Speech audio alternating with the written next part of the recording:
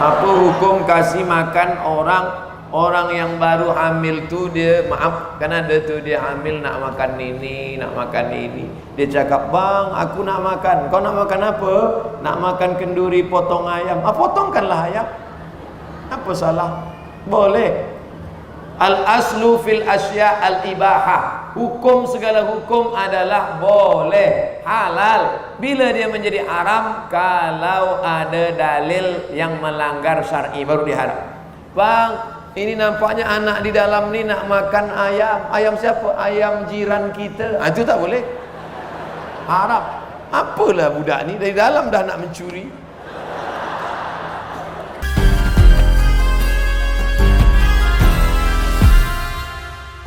Apa hukum orang merokok?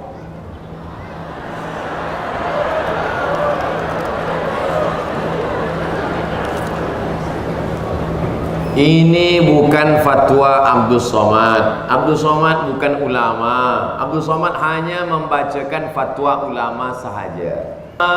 Mufti Mesir Syekh Ali Jum'ah, kata Syekh Ali Jum'ah, Mufti Mesir, rokok haram. Mufti Mesir satu lagi, Syekh Nasr Farid Wasil, kata Syekh Nasr Farid Wasil, rokok haram. Mufti Saudi Arabia, rokok haram. Saya tak tahu di Sabah rokok haram ke makruh. Ustaz Abdul Somad merokok, saya tak merokok. Itu fatwa ulama. Adakah ulama yang memfatwakan makruh? Ada. Sebab kata dia di Quran tak ada ayat menyebut ya ayyuhalladzina amanu inna rokok haram tadi. Kerana tidak ada dalam Quran, tak ada dalam hadis, tak ada Nabi cerita tentang tembakau, maka ulama berijtihad. Ulama ikhtilaf. Yang satu mengatakan haram, yang satu mengatakan tak sampai pada darjah haram, hanya makruh saja. Nah, jadi puan-tuan pilihlah nak haram apa nak makruh. Tapi jangan gara-gara yang saya sampaikan ni ada makruh, yang dah berhenti dia merokok balik. Saya sebenarnya nak berhenti Ustaz, tapi sebab Ustaz kata makruh, saya pilih makruh je lah. Yang dah berhenti elok, sebab dia banyak memudaratkan. Mudaratnya lebih besar daripada manfaatnya. Tapi saya nak cerita sikit. Ada sahabat saya namanya Al-Mukarram Al-Ustadz Luqman Syarif. Dia daripada IIU, International Islamic University Gombak. Jadi dia bercerita tentang seorang ulama. Di belakang rumah ulama ni ada pokok ubi, ada pokok tebu, ada pokok cabai, ada pokok tembakau. Suatu malam datang, dia duduk kat kampung, maka suatu malam datanglah babi, khinzir, datang khinzir. Pagi dia buka jendela tengok, habis tebu, habis cabai, habis kacang, habis ubi, semua tak ada. Yang tak dimakan babi, khinzir, hanya tembakau. Rupanya khinzir pun mengharamkan tembakau.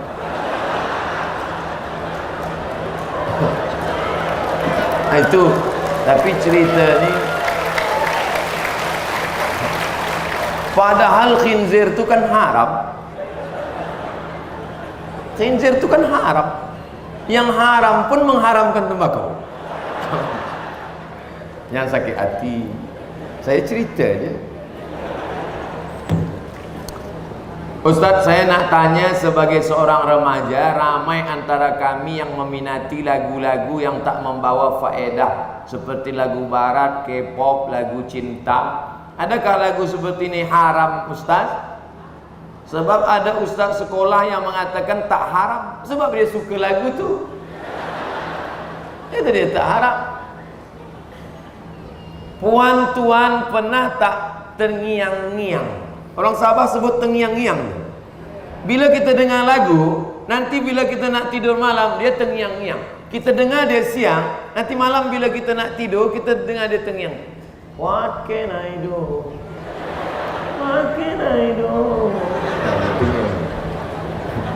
Nanti bila kita dengar lagu lain, bila nak tidur malam, kita terdengar.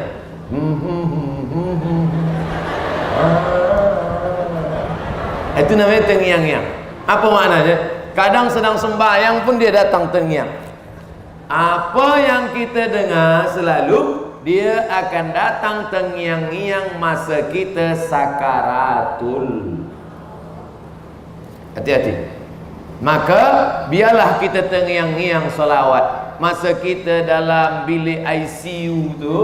ICU, makna ICU tu ICU you don't see me. Masa kata dalam bilik ICU itu, biarlah yang terngiang di telinga kita salawat. Sallallahu ala Muhammad. Mati husnul khatimah. Bayangkan kalau kita sedang bilik dalam ICU itu yang datang macam-macam. Oh, na'udzubillah. Oleh sebab itu, berhentilah lagu-lagu cinta tadi. Kalaupun cinta, lagu cinta kepada Muhammad sallallahu alaihi wasallam. Lau kana bainana al-habib. Habib cinta je, tapi cinta kepada Muhammad sallallahu alaihi wasallam. Ini lagu cinta bini orang. Na'udzubillah. Remaja perlukah dengar lagu seperti ini? Buang jauh-jauh. Sebab bila terbiasa mula dari belia, akan sampai tua susah nak menghilangkannya. Maka dari belia muda inilah buang jauh-jauh lagu-lagu tadi. Apa galakan Ustaz untuk golongan seperti kami, untuk kami tak lalai dan leka daripada lagu seperti ini? Ikutlah majlis-majlis nasyid, ikutlah majlis-majlis Papa Art Festival, belajarlah pada Ustaz Jalidar tentang bagaimana seni Islamik. Maka insya-Allah akan ada lagu-lagu baru. Tahun depan saya datang ke Sabah, sebelum tazkirah kita dengar lagu-lagu baru dari belia-belia Sabah insya-Allah. Amin.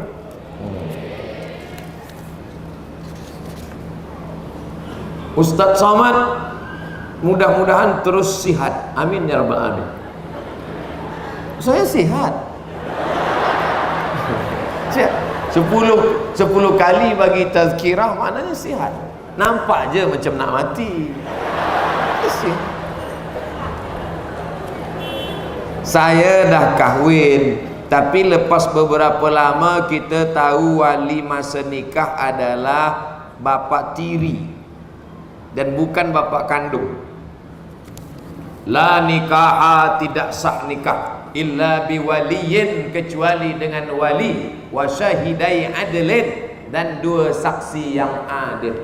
Tak sah nikah kecuali dengan wali. Mazhab Syafi'i.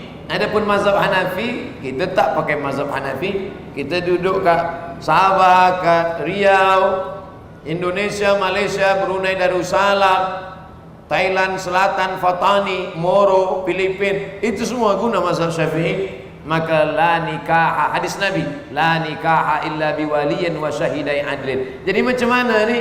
Ulang balik akad. Sebab kalau tidak dia terus berterusan ma'uzubillah dalam keadaan berzina. Kenapa bapa tiri dia pula nak nikah kan? Ini pelajaran buat kita semua. Bapa tiri, bapa angkat, bapa jumpa di tepi jalan. Ada ni sekarang. Bapak, ya, boleh tak nikahkan saya? Boleh. Kita pula mesti tanya, inikah bapak engkau? Ada surat menyurat. Saya yakin ini nikahnya tidak tertulis nikah sir. Na'udzubillah. Maka yang rugi siapa? Perempuan. Ada 3 pertanyaan Ustaz. Apa hukum bagi makan perempuan yang awal-awal hamil kenduri potong ayam? Apa hukum kasih makan orang yang baru hamil tu, dia maaf kan ada tu dia hamil nak makan ini, dia cakap, bang aku nak makan. Kau nak makan apa? Nak makan kenduri potong ayam. Potongkanlah ayam, apa salah? Boleh. Al aslu fil asya al ibahah. Hukum, segala hukum adalah boleh, halal. Bila dia menjadi haram? Kalau ada dalil yang melanggar syar'i baru diharam. Bang, ini nampaknya anak di dalam ni nak makan ayam. Ayam siapa? Ayam jiran kita. Itu tak boleh, haram. Apalah budak ni dari dalam dah nak mencuri. Kedua, Kenduri arwah malam ketiga, potong kambing akikah si mati. Kullu mauludin rahinatun bi'aqiqatihi. Setiap budak yang lahir dia tergadai dengan akikahnya. Macam mana kita nak tebus dia? Potong kambing hari ke-7. Bila hari ke-7 tak ada, hari ke-14. Bila hari ke-14 tak ada, hari ke-21. Bila hari 21 tak ada, tak usah tengok tarikh lagi. Nak sebulan, 2 bulan, setahun, boleh. Akikah umur 40 tahun, boleh. Tengok kitab Majmu' Syarah Muhazzab Imam Nawawi dalam kitab Majmu' Syarah Muhazzab, boleh. Akikah setelah dewasa, boleh. Tapi ini akikah sesudah mati pula. Kenduri malam ketiga, potong akikah, sebut ini kenduri, maka sodakoh saja. Sodakoh saja, tak usah akikah, sodakoh saja. Kerana akikah sudah gugur. Kalaupun dia potongkan juga, dia tetap bernilai sodakoh. Sampaikah sodakoh untuk kenduri orang mati itu? Sampai. Mana dalilnya? Sa'ad bertanya, ya Rasulullah, ummi matat, mak saya mati meninggal dunia, afa atasaddaqu anha, kalau saya buat kenduri sampai tak pahala untuk dia? Kata Nabi, tasaddaq, buatlah kenduri, pahalanya sampai.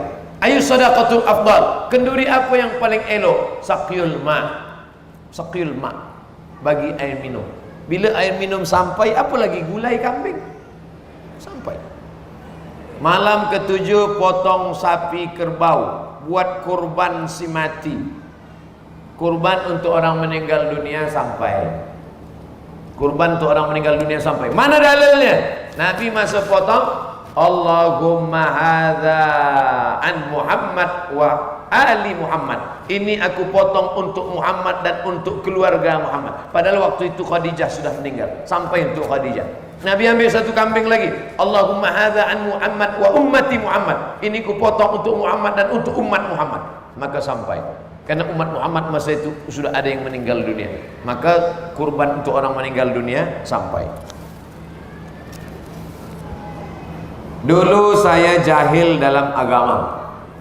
Saya pun jahil juga.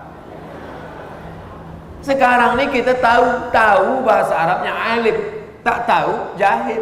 Orang yang tak tahu jahil. Kita dulu jahil, tak tahu apa-apa. Saya sudah 4 tahun hijrah tinggalkan dosa, alhamdulillah. Namun iman saya naik turun. Macam tiliptun lah, naik turun.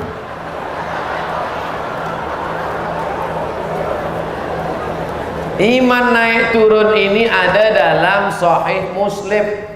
Nama bab, bukan hadis. Bab dalam Sahih Muslim. Al-iman yazid wa yanqus. Iman bertambah, turun. Yazidu bit ta'ah. Iman bertambah dengan taat. Wa yanqusu bil maksiyah. Dan iman turun kalau banyak buat maksiat. Di tempat baik, bersama orang baik, mendengarkan yang baik, iman naik.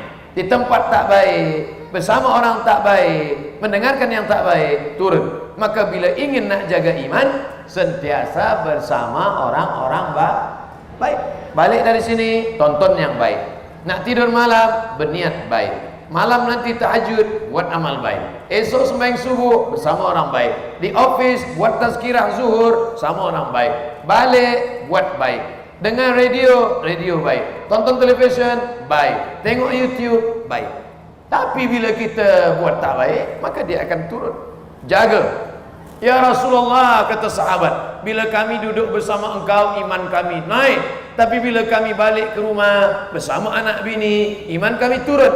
Lau kuntum kama kuntum la safahatkumul malaikah. Kalau iman kamu tak turun-turun, sentiasa di atas saja, turun malaikat bersalaman dengan kamu. Artinya apa? Sahabat Nabi pun imannya kadang naik turun. Sahabat Nabi iman naik turun. Apalagi sahabat Ustaz Abu Somad. Jadi iman naik turun ini biasa. Soalan saya, apa hukum mengadakan majlis perkahwinan diiringi dengan music? Music really, music ketuhanan. Jemput itu nasyid-nasyid dari Sabah untuk pernikahan, baik, tak salah. Nyanyian, baik. Tarian, oh tarian tak baik. Tarian semuanya mengajak pada perbuatan maksiat. Perbuatan maksiat. Saya berapa kali ada walimah saya tak datang. Sampai pintu saya tengok ada tarian, saya balik. Sampai hati Ustaz Abdul Somad, ya, kami jauh-jauh antar jemputan, Ustaz tak datang tempat kami. Aku dah datang. Saya dah datang dah, tapi masa sampai pintu saya tengok, saya balik. Kenapa Ustaz tak masuk? Nanti saya tengok orang lain tengok mata saya. Oleh sebab itu jangan kita buat majlis yang suci ini dengan perbuatan dosa. La talbisul haqqa bil batil. Jangan campur aduk yang hak. Pernikahan itu hak. Wastahlaltum furujahunna bi kalimatillah. Yang sebelumnya haram ditengok, haram dipikirkan, haram dipandang, menjadi halal kerana kalimah Allah, tapi dirubah menjadi haram sebab musik dan tarian yang menjauhkan daripada Allah. Adapun musik ketuhanan, solawat, nasyid, baik, tak salah. Saya selalu dengar tentang kebijaksanaan tokoh-tokoh Islam. Sebagai seorang pelajar, apa amalan doa yang perlu saya amalkan untuk beroleh kejayaan dunia dan akhirat? Doa Nabi untuk sahabat Abdullah bin Abbas. Abdullah bin Abbas umur 15 tahun sudah mengajar bersama majlis Umar bin Khattab. Sahabat yang tua-tua, Abdullah bin Abbas mengajar umur 15 tahun. Tafsir ada Tanwirul Miqbas fi tafsir Ibni Abbas. Tafsir Ibnu Abbas paling banyak dalam tafsir Tabari. Diriwayatkan Imam Mujahid, diriwayatkan Ikrimah, diriwayatkan Ad-Dhahhak, diriwayatkan murid-murid Abdullah bin Abbas, bersanad bersambung sampai Imam Tabari. Apa doa Nabi untuk Abdullah bin Abbas? Allahumma faqihhu fid din wa 'allimhu ta'wil. Pakai doa ni. Nabi mendoakan dia, Allahumma faqihhu fid din wa 'allimhu ta'wil. Tapi kalau kita nak doakan diri kita dengan doa ni, Allahumma faqihni fid din wa 'allimni ta'wil. Selalu baca doa ni, Allahumma faqihni fid din wa 'allimni ta'wil. Bila ada budak-budak, Ustaz tolong doakan anak saya bacakan doa ni, Allahumma faqihhu fid din wa 'allimhu ta'wil. Dalamkan ilmu agamanya, ajarkan dia pemahaman Al-Quran yang betul. Itulah soalan-soalan malam ini, mudah-mudahan bermanfaat. Di akhir majlis makin ramai orang, makin ramai amin, makin mustajab doa. Mari kita sama-sama berdoa untuk kebaikan kita, kebaikan negeri, kebaikan keluarga. Ala hadhihi niyah wa kulli niyatin salihah.